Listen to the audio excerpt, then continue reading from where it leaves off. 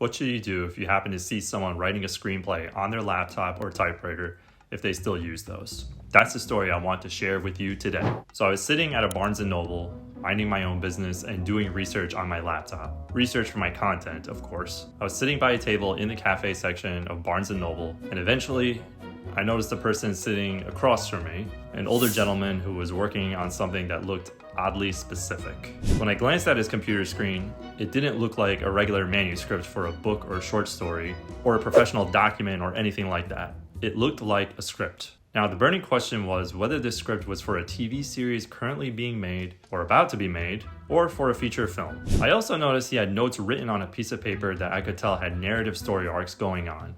So I knew it had to be something big in the works. In my mind, I knew I had to say something to him.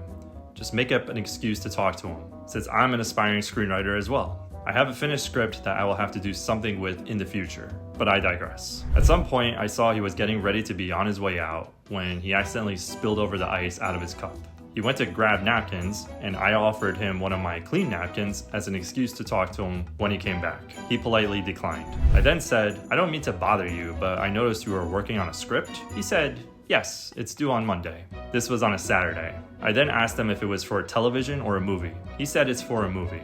He then mentioned how the movie would have come out by now, but COVID delayed things. As he prepared to leave, I asked him one more question. "What's the name of the movie?" I then told him that I'll look him up. I think it may be best I don't reveal the name of the movie, as it hasn't come out yet at the time of this recording. But all I will say that I think is fine is that it is a historical piece to be released as a major motion picture in the future. So the moral of this story, do find an excuse to talk to a screenwriter if he or she is sitting next to you.